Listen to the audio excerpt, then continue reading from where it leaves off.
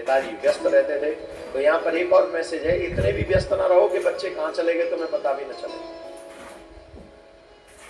एक और बात, पिता से ज्यादा माँ करीब रहती है बच्चों के, और बच्चे क्या कर रहे हैं ये माँ को पता होती है।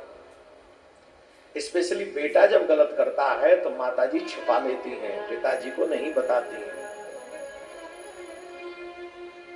हालांकि बेटी भी कुछ करे तो भी छिपा लेती है माँ,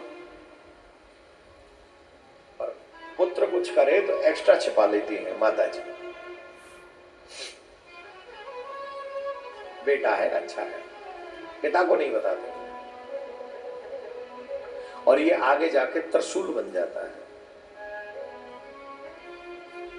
अगर हमारे परिचय में क्या होगा ना, पूत के पांव पलना में दिखे। अगर बचपन से तुम्हारा बच्चा तुम्हें दुख दे रहा है तो तुम्हारे पास समय है, तुम उसे सुधारो संभालो।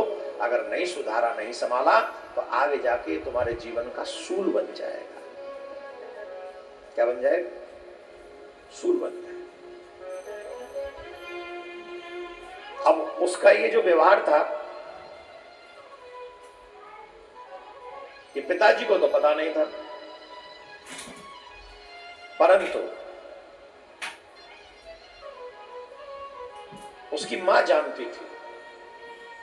और जब उसकी मां ये बात जानती थी, एक दिन उस मां ने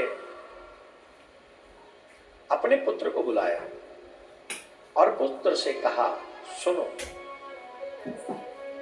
तुम्हारे महात्मा पिता अत्यंत क्रोधी स्वभाव वाले हैं। यदि वे तुम्हारे आचरणों को जान जाएंगे तो तुम्हारे साथ साथ मेरी भी पिटाई करेंगे, मुझे भी मारेंगे। तुम्हारे पिताजी के सामने मैं तुम्हारी बुराई को नित्य छिपा लेती हूं। तुम्हारे पिता की समाज में प्रतिष्ठा सदाचार है। देखो, इसे पुराण सिखा रहा है, कोई व्यक्ति नहीं सिखा रहा है। जितने भी बच्चे मेरी इस बात को सुन रहे हैं, सुनो, आप अपने लिए कोई आचरण करने से पहले ये सोचो कि तुम्हारे माँ बाप की कितनी इज्जत है भी कि नहीं। कोई भी काम करो आप, कैसा भी काम करो, लेकिन पहले ये सोचो कि अगर ये गलत हुआ तो मेरे माँ बाप के सम्मान में क्या इसका असर होगा।